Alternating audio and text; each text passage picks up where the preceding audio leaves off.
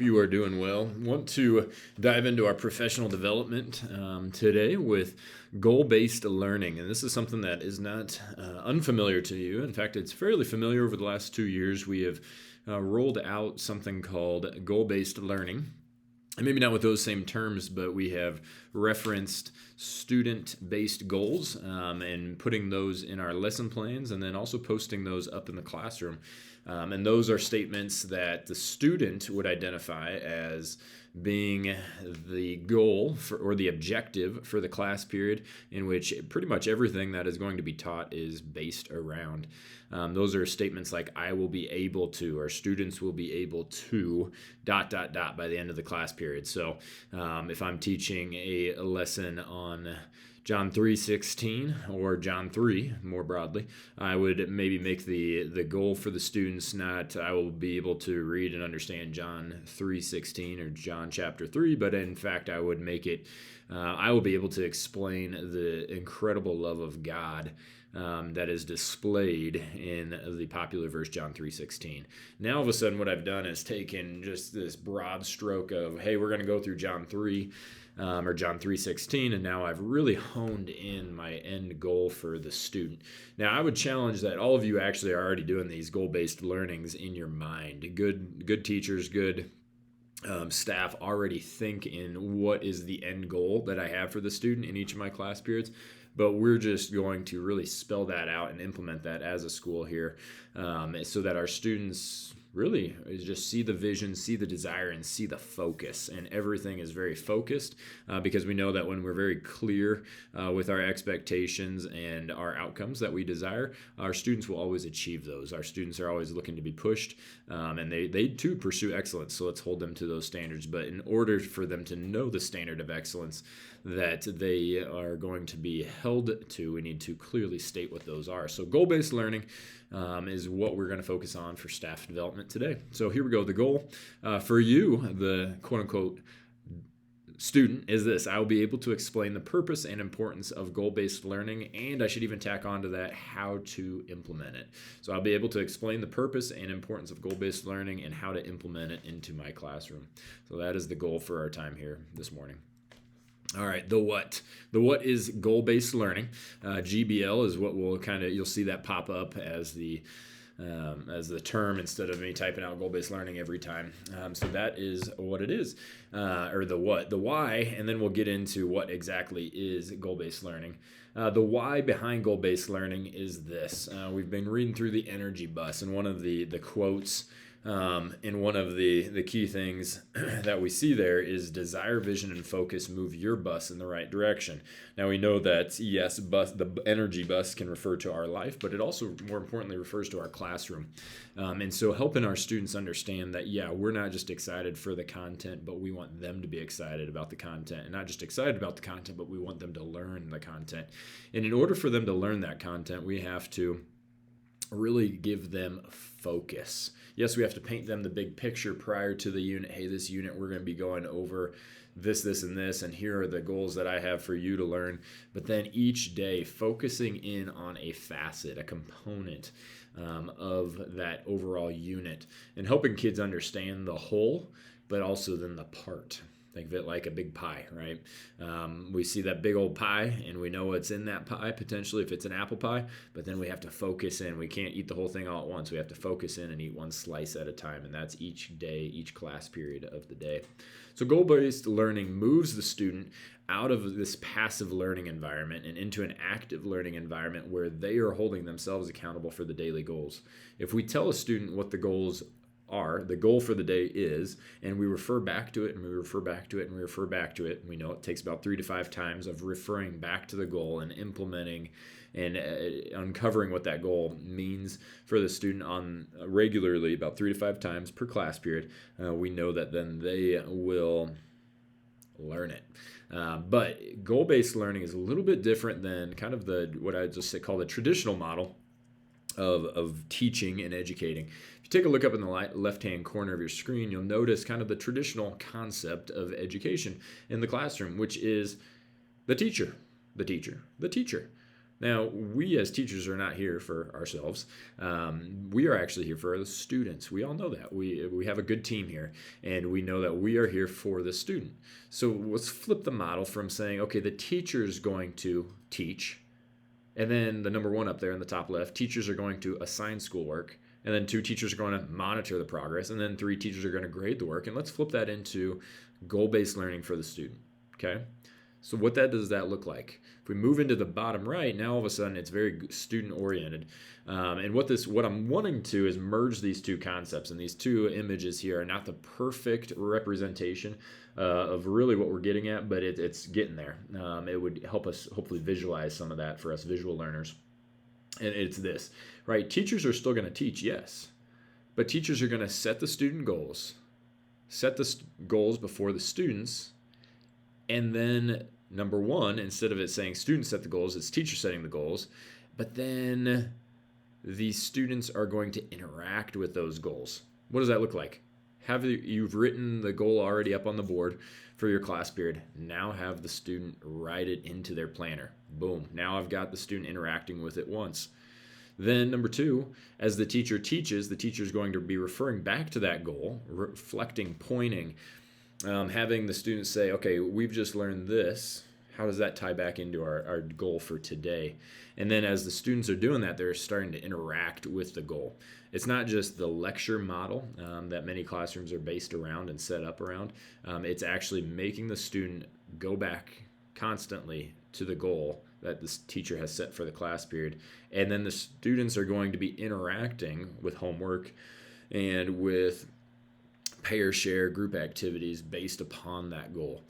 From there, then yes, the teacher is going to monitor the progress of the student based on that goal. And the students are going to be able to reflect on that process as well. So what does that look like? At the end of my class period, we do a exit ticket.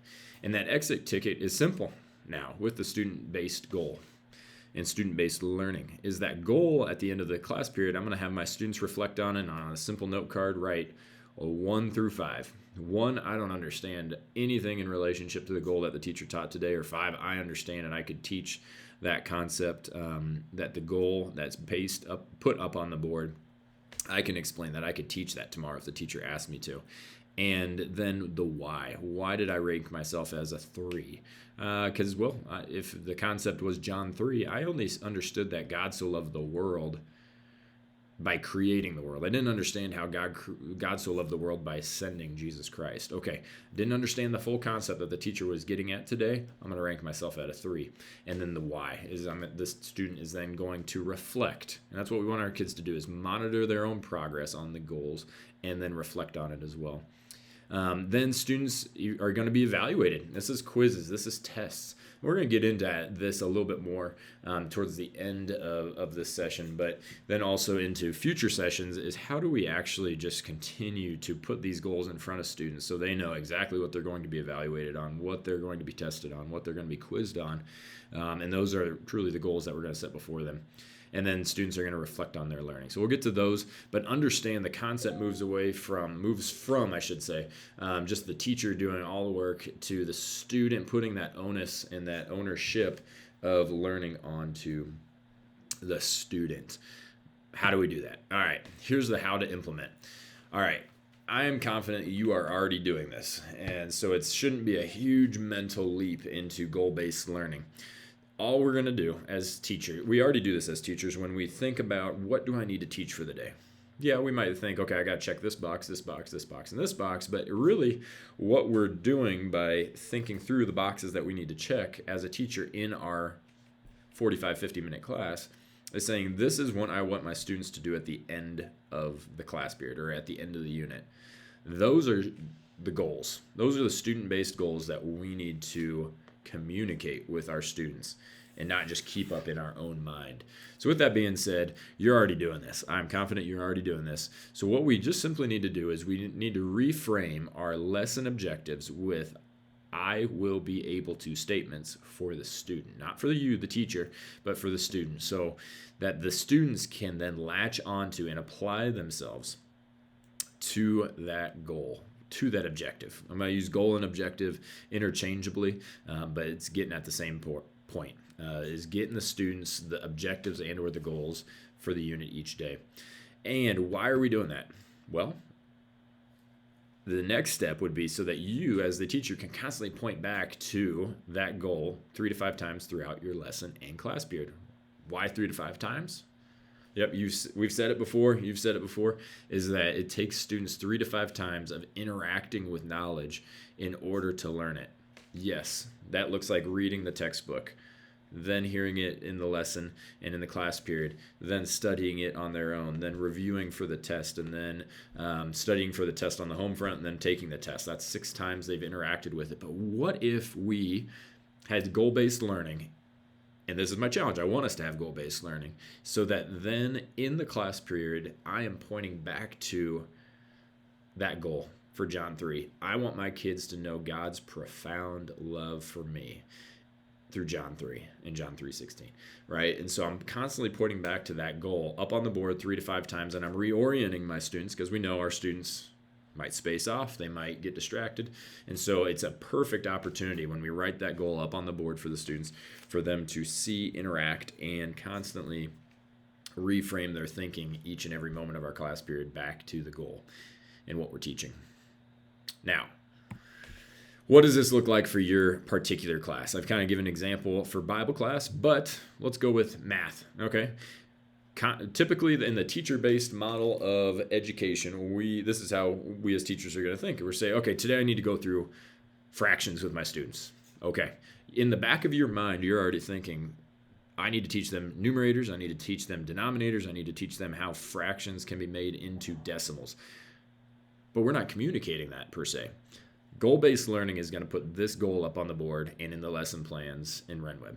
It's going to say this, quote unquote, I will be able to, okay, there's my key phrase, right? I will be able to, and then explain the parts of a fraction, numerators, denominators, and how a fraction can be made into a decimal. Okay, now all of a sudden I've taken it from my teacher brain. I have all those thoughts in my brain, but I'm putting it down and breaking it down into the 3 major things my students are going to be able to walk away from the 45-minute class period with knowledge and ability of doing. Knowledge and ability on numerators, knowledge and ability on denominators, and knowledge and ability of how to turn a fraction into a decimal. English, what does that look like? Today, you're going to say, okay, today I need to teach kids commas. Great. Let's make that into a goal-based learning concept for our students and put that in our lesson plans and on the board. I'll be able to explain the use of commas in English, separating lists of items, connecting independent clauses, and the 3 to 5 other ways that we use commas in the English language. That is going to be the goal. Now, that's a lot to teach kids 5 different ways of using commas. So this goal actually might be based over several days, and that's okay because some goals are going to be more difficult to teach or more difficult for students to grasp. And that's okay to carry that goal from Monday, Tuesday to Wednesday if it is a multifaceted goal. But constantly now that at the end of day 1, let's call that Monday, the students are going to look back at this goal in English class and say, yeah, okay, I've succeeded in the first portion of this goal. I'll be able to explain the use of commas in English, separating lists of items. Boom. I've conquered separating lists of items. I feel comfortable with utilizing commas in that regard. Okay, tomorrow we're going to go through connecting independent clauses. And the students are like, I have no clue what that means.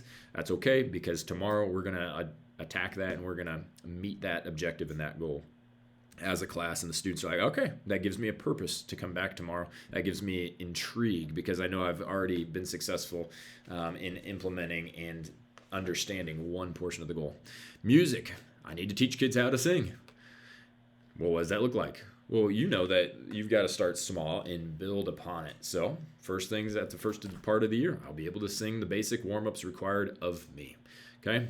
Me, me, mamo, moo, or whatever the warm-ups may be. I'm going to teach those to my kids, and by the end of the first day, they're going to have at least a general understanding of the basic warm-ups required of them, and with the end goal of them being able to prove that they can go through those basic warm-ups.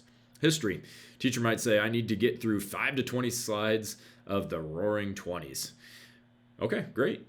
That's a very teacher-based objective. I've got 45 minutes. I've got to get to this point in my PowerPoint. But what does that look like? That means nothing to our students. Goal-based learning is going to put this goal on lesson plans and in RenWeb and then on the board for students to hone in on.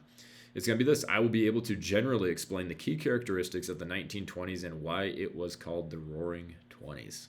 Okay, that's going to be a great overview day if I can get the students to understand all the key characteristics of the Roaring Twenties and why it was called, quote unquote, the Roaring Twenties. So with that being said, all we're doing is taking our teacher knowledge and we're breaking it down into bites for our students. Bible class, you see another example there. Let's go to science though. For physics today, we're going to talk about thermodynamics. Okay, great. Maybe one goal for the first 5 minutes of class is I will be able to define thermodynamics. Maybe it's going to take more, 10 to 15 minutes. But what about this? Think about this for a second. Thermodynamics is a very difficult concept for our kids to latch onto if we don't connect it back to something they already know. I'm sure all of the kids have already seen boiling water on a stove, right? They've heard their parents tell them, don't touch the stove or don't touch the pot on the stove because it's hot, right? So my goal for my students in this physics class is going to be this. I'll be able to explain how to boil water on a stove using physics. What in the world? That's not science. Well, actually it is, because thermodynamics is what allows the stove to heat the pot to boil the water. And now all of a sudden, I've got this hook in my students' mind of saying, aha, I know what boiling water is. I know a stove. I know how to do both of those things, maybe to boil eggs. And now all of a sudden, that is my goal for the students, is that they would understand how that even connects to physics. And then I'm going to roll out the concept of thermodynamics in that. PE. Kids are going to jump rope. That's classic, right? Well, hey, we're going to go jump for the heart, right? Well, let's go into goal-based learning. It's going to say, for students, let's break it down. What are the concepts they're going to need to know in order to jump rope and actually understand why they're just doing this random thing of spinning a piece of rope below their legs and above their heads. Well, here's the goal. I'll be able to jump rope and explain how jumping rope is an important facet to physical fitness. There's two parts here, right? There's one is going to be, hey, I'll be able to jump rope, period. So there's that physical ability that the PE teacher is going to teach them. Is that going to happen in one day? Some kids maybe, not all kids. So it may take 2 or 3 days to conquer. But then why is it important to physical fitness? We have to explain the why to our students as well as the concept and the why.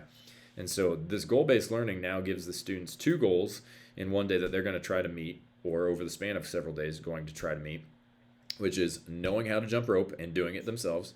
And then why is that important to physical fitness? Well, it's a part of cardio, and it's not just a part of cardio, but it's healthy for blood circulation. It's healthy for our heart, hence the Jump for the Heart organization, right? And now we're helping our students put all of what we're trying to teach them, jumping rope, into the frame of doing. Have they done that? Check mark. And understanding why it's important. Have they done that? Check mark. And it's giving the students the ownership, of saying, yes, I understand, I can do, I know how to. And they are gauging themselves on what you have laid out as the benchmark for the success in these goals. Technology, we're coding today. Great. There's a lot of different ways to code, but let's be specific with our students. I'll be able to explain the basic outline of HTML code for a website. And that is going to look very different each day. So there might be a dash, or there might be a colon, and then a few concepts that you're going to roll out because coding a website is quite complex. I remember trying to learn this, and it took several months of just learning the basics, and I still can't do it today. Thank God for Weebly and all these Canva and all these other places that you can easily make things to put into a website and create your own website. Spanish. I'm going through food vocabulary with my students. It's very teacher-oriented, right? You know, as a teacher, when you say that, you're going to be giving them the definitions for the Spanish words. You're going to be going through pronunciation. You're going to be going through how to say and answer basic questions. But let's make it specific for the students, right? Food vocabulary is a very broad stroke that our students are not going to be able to connect with. So let's make it goal-based for the students. I will be able to express the foods that I like and dislike in Spanish. Now, at the start of your class, you're going to start off with, hey, here's the food vocabulary that you guys are going to be responsible for your next quiz this Friday. And then you're going to go through defining the words in English, from Spanish to English, Then you're going to go through pronunciation, but then you're going to implement that pronunciation and the definitions by asking the students, ¿Qué tipo de comida te gusta? Right? What type of food do you like? And now all of a sudden, the students have to respond utilizing those words they've just learned. Okay, so now all of a sudden we've taken our teacher brains and we've said, okay, what does this really look like what is the real goal for my students today? Again, we're putting it in lesson plans in RenWeb, and we're putting it up on the board. We've talked about that over several years now, and that is in several months now for new teachers and new staff. So that's what I'm really wanting to see the basics of. But let's take it even further for implementation. Okay, step 1, step 2, we're kind of already there. I've already asked that we be there. If you haven't gotten there yet, I understand, but get there. Please implement this starting next week. Is lesson plans reflect goal-based learning for students. Step 2, daily write the student goal on the board. Okay, you've done that, great. If you haven't, I get it, right? When I first had this rolled out to me, truth be told, I dragged my feet on it. This isn't going anywhere. We've had it multiple years now. We're gonna keep implementing it. I'm gonna keep this before you, whether it's in my comments in the reflections and then pop-ins and stuff that I give you, but then please do implement this. Step 3 though, if you've already done step 1 and step 2, thank you. Step 3 is this, then start to refer to those goals 3 to 5 times per class. Don't just write it up on the board, check it off, say, yeah, okay, we've done that, the students should know what to do with it. No, refer back to it. Maybe your bell work is, hey, we're going to take attendance. While I take attendance, you're writing down the goal for today at the top of your notebook, and all your notes below that are going to be in reference to that. That's your first reference to it. The second reference is going to be as you roll out your lesson. Third and fourth and fifth is as you teach. You're going to constantly pause after 5, 10, 15 minutes of teaching and say, okay, how are we doing with our goal? And have students give you a thumbs up, thumbs down, thumb side to side to see where they're at learning-wise on that goal.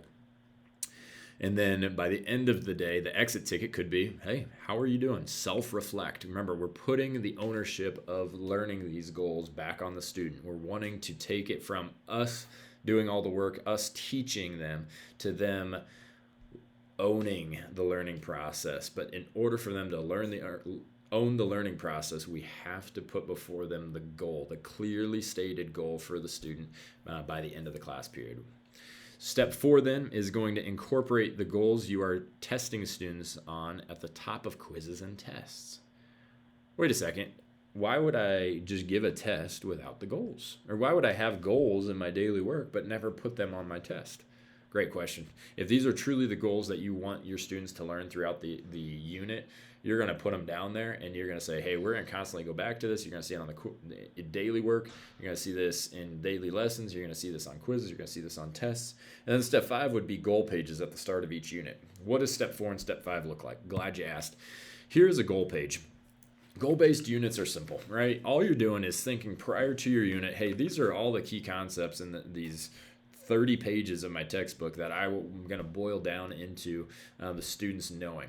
So here we go. Here's a history unit on India, right? There's 30 some pages in my textbook on this, but I'm going to boil it down to the key concepts, the key goals I'm going to have my students conquer by the end of this unit.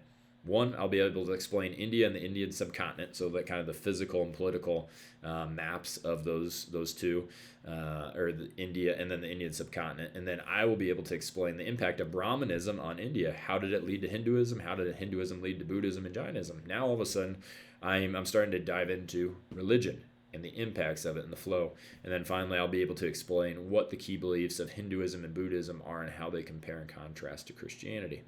Great, those are my goals. Everything on my quizzes and my tests are going to kind of go back to that. Those are going to be my goals. And maybe there's going to be sub-goals to that I'm going to post on the daily for my students. That's fine, but these are the big general goals. Then we know that, hey, that might not have all the context for the chapter unit. So I'm going to now incorporate goal-based units, okay, in terms, because we know that when students start seeing words in front of them, they start learning the spelling, they start incorporating them into their daily vernacular and their daily writing, and that's what we want. So terms and definitions, please make sure that you're incorporating those bolden words in your textbook into your education side or your teaching, so kids know that. So now all of a sudden I've got all these all these could be like sub goals for my day too, right? I will be able to explain the caste system in Varnas, right? That's actually about half a day of a class period in order to teach that. And then pictures. We know that our students aren't just auditory learners, they're also visual learners. So start putting in pictures onto this goal-based page. Now maybe you're not there, you're like, oh my gosh, that's way too overwhelming. That's okay. What I'm asking for you to do is steps 1, 2, and 3. If you're already doing step 1 and 2, implement 3. If you're not doing step 1 and 2, get going on that today. Step 4 and 5 is for those of you who are like, yes, I'm all in, let's do this, I get it, let's keep rolling with it. And then goal-based tests is simple, right? Is take your goals from each day or from your unit page and then place them on your test at the top. And then all the questions that tie into that goal, put them underneath there, right? And that's as simple as it is. So on this test, it was in first industrial revolution, the goal that it laid before students during the daily lessons was I will be able to explain what caused the movement of people off of farmland and into cities during the early 1800s. That didn't take me one day to teach. That took multiple days to teach. Now on the test though, I'm gonna have several questions that all tie back to that one goal. So now all of a sudden I'm framing for my students. I'm not just throwing all these questions together, but I'm framing it and helping them succeed by saying, okay, this is what I'm testing you over. And they're gonna be like, oh yeah, I remember that concept. I wrote that down in my notebook. I remember studying that under that goal in my notebook the last couple nights. So now all of a sudden students are going to have that mental reminder, yes, okay, this is going to trigger my mind, because we know we've all taken tests and we kind of blank out when we see the questions. It's not cheating or not helping students cheat by helping frame their mind around what they've already learned with the goal, putting the goals on there. Okay. Again, what I'm going to refer back to is step 1, 2, and 3. Those are what I need you to implement today. Is lesson plans reflecting goal-based learning. 2, daily write the student goal on the board. And step 3, please begin to refer back to those goals up on your board as you're going through your lesson. Hey, how are we doing with it? It could be your bell work. It could be your exit ticket. That's 2 times. Having the students write it down in their notebook 3rd time. 4th time is going to be referring back to it once within your class period. Doing so will make our students move from a passive learning environment in which they are learning. Yes, I believe they're learning. I know they're learning. I know that for a fact, but it's going to take them and put them in the driver's seat, so to speak, of their own learning. And that's what we want. We want to make sure that our kids are just as bought into their learning as we are. All right. That is it. Well, actually, one more. Goal-based reflection. At the end of a test, this is a great way for students to reflect on their learning process and their studying skills. So take a look at this. You can pause this video at the end. This is just an extra nugget for you in regards to goal-based learning that also helps students to reflect. We want our students to be lifelong learners, and you and I both know as adults that oftentimes being a lifelong learner is us also requiring ourselves to reflect on what we know, what we don't know, what we need to know, and then putting into process measures that will help us succeed in that. So this is a test reflection after students would take a test that can be implemented so students can reflect. If you'd like any of these materials, or if you still have questions on goal-based learning, please do email me, and we will find a time to sit down and walk through what goal-based learning looks like and the expectations for your particular class look like. But again, go back to steps 1, 2, and 3. That's what we are moving forward with as a school and then in the secondary. Have a great day, guys.